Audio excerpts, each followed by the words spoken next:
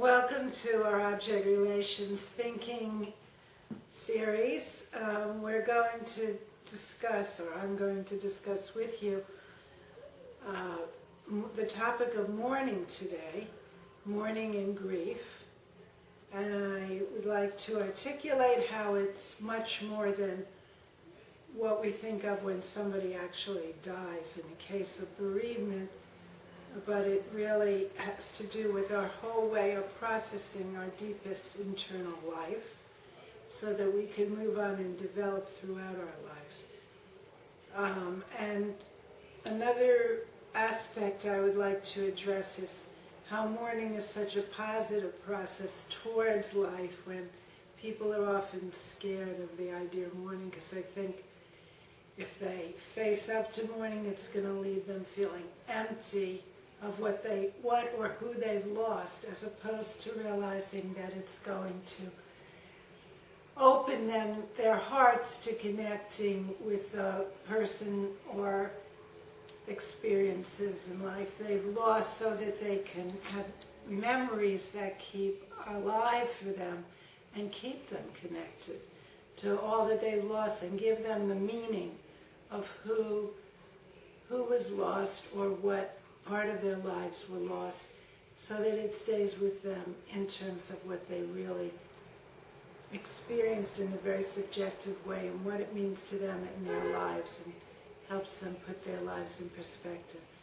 So when we mourn somebody we've lost, it's not just literally they're gone forever if they actually died, but we can keep them with us in memory and in our hearts and our feelings by opening to all the feelings of the pain of their loss, which can often include a lot of anger, which people often don't realize how much anger is often part of mourning too, because sometimes we're angry at the ones we lost, we still have resentments towards them, or we're just angry at the loss, that they died so young. Or that we had a breakup of a relationship and there are resentments and angers there, that we have to deal with anger along with the pain of the actual loss. And through doing that, we can get to the actual, what we call grief, which is the actual sadness, heartfelt sadness, which may make us cry, but it's a very special kind of crying. It's really connected with the heart and the soul, and that's why we call it grief. It has a certain distinct quality of sadness that has both loss and love in it. And as we work through our pain and our anger, we get to a place where we can renew love, and we can actually be reborn psychologically in ourselves as we let go of the old and open up to the new, while we sustain connections through love opening up again with those that we've lost or said goodbye to or been left by, or experiences we've lost moving from an apartment, or even more profoundly from a country, one country to another, or one culture to another, or had an animal die. I know many of my patients have taught me how much grief they go through when they've lost a dearly beloved dog or cat that they've felt intimate with for years. So any kind of loss, whether it's actual death or just a break of a relationship, requires a mourning process for us not to cut off from our own inner selves and our heart and our memories. And if we don't mourn, we can leave some kind of blank space instead of the memories that have so much meaning for us, and the capacity to open our hearts again to love and love again. We could close ourselves off. And that's what we call pathological mourning, when there's no mourning process that's progressive and developmental towards renewed life and renewed love, but instead somebody gets stuck maybe with a lot of dissociated or obsessive thoughts about someone that they can't let go of. That's not mourning. That's a form of holding on. That's pathological mourning. And every time we move forward in life, there are losses of what we're leaving behind in order to go forward. So for example, a young person going off to college may actually need to have a kind of mourning process just about leaving their high school friends in order to open up to college life and college friends. Every time we move forward, even if it's exciting, even if it brings joy and it's a conscious choice and decision to go where we're going, there's still loss of the old and what we're leaving behind. Now, of course, that would be a more mild mourning process than bereavement, where you actually lose a loved one who's close to you. That's a much heavier kind of mourning. But they're all grades and relative degrees of mourning. And actually, mourning is a natural way of processing all our inner life and feelings, because there's always sadness and loss involved in daily life as well as in ongoing life over time. And the more we become attuned to that, the more subtle our feelings are about mourning, and the more we can just be touched by memories of someone and feel the sadness but also love at the same time.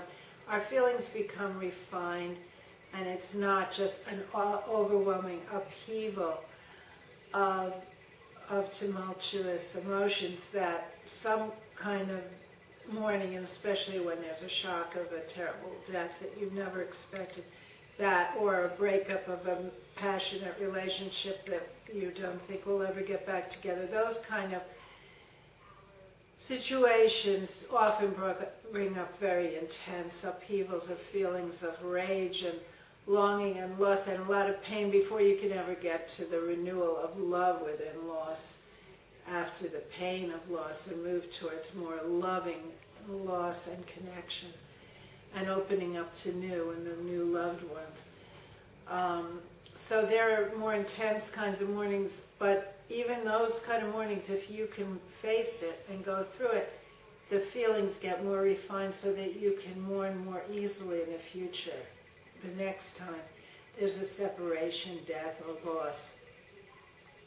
So there's bereavement when we actually lose somebody, but there's also throughout life, it's often called separation, individuation. We're separating from the old and moving towards the new as part of the course of our progressive development and growth. And that cognitively, on a cognitive level, we just think about what we're moving forward to. And that's even become a very common expression, moving forward. But we're not computers that just go forward or backward. And we don't just delete and not have any traces of something.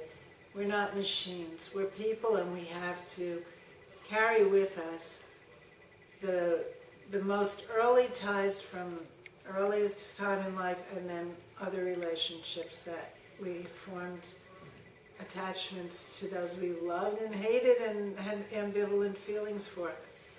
So we can't just move forward in our heads. We have to move forward with our hearts, which really means that we surrender to the feeling level of grief, loss, pain, and ultimately love and loss rather than pain, and moving towards love and new connections and being present with who we're with now.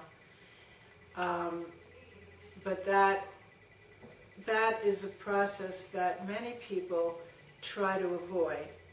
And there are many ways we resist it. People often, the catch-term phrase now, manic depressive, all this stuff.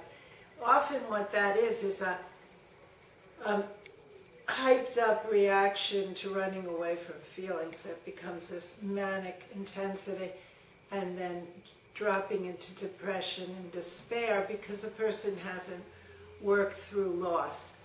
And actually there are moments in mourning process where you can feel like you're in a state of despair because you think, you're really never going to see this person again, or you're never going to have this person as a girlfriend again, or a boyfriend, or a husband, or a wife, and you just can't bear it. So you feel this sense of despair because you can't imagine anyone ever replacing that person.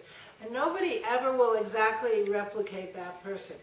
But if we can face despair as a feeling and not be fixed in it, and adopt despair as a frigid belief system, if we can just feel it as this is part of the grieving process, along with anger being part of the grieving process, we can actually go through the feelings like any other feeling and move on to other feelings. That includes joy and excitement again, but also the finding someone new who replaces the need for the other that we've lost, but doesn't replace the exact individual. That's why it's mourning. We have to remember that unique person we've lost, and then we can find someone new and have a different kind of relationship, bringing with us the memories and the love from the earlier lost loved one. And that's how we then keep ourselves open to life and to new relationships, and can further develop and actually learn from our old relationships. Because if you have them there in memory, you can remember, oh, I didn't do this right in that time. Wish I had done it differently. I have regrets. I wish I had handled things better. Maybe the relationship wouldn't break up if I did it differently. So if you have the memories and you do the mourning, you can remember what you did and use it the next time to make a better relationship. So throughout life, we're dealing with separations from people, from places, from experiences in life, and we're moving forward. But we have to do it from the heart as well as the head, and that requires sometimes facing very painful feelings, but it isn't the end of everything. It can seem like that, and people fear they're going to drown in their tears. There are going to be so many tears, they're afraid that they're going to disintegrate in them. Sometimes that can be an unconscious fear that people have. But actually, it's only when we don't mourn and we don't face the pain of grief that we have a cut off where there's an emptiness, and we can feel all alone in the world because that primal person has been lost. But if we mourn, the emptiness fills up with connection again as we refine love and find our heartfelt feelings for the one that we're saying goodbye to. And that's what we bring to the new person we're with, or persons. And that's also what we bring to our work. Love and work also, it's not only leaving people, but leaving experiences that we can now, in renewing love, also renew creative capacities. This is something that Melanie Klein, one of the early British theorists in our field, understood very well. That love and creativity come from the same place in terms of the feeling level. And when we renew love, we open up our creative capacities and resources again too. So mourning is a very positive process, and it's really a shame when people don't understand that and they stay away from it and they get stuck. And then they say, oh, I'm depressed, I'm stuck in this depression. Well, what depression is defenses against mourning, and against that kind of anger and loss that we're afraid will be too painful to tolerate. A good therapist, and especially an object relations therapist, somebody who works with mourning, can help the person, guide them through this process, either on an individual basis or a group basis. I myself have both individual and group situations where people work through these kind of feelings. And this is how people don't have to be alone with it all. So there's hope for everyone who is willing to face and share those things that are most painful within them, and be vulnerable enough to keep their heart open and to share and to move on to an intimacy in the future, because one has been able to have the intimacy of mourning. And mourning is a very intimate and loving process for us all. Thank you.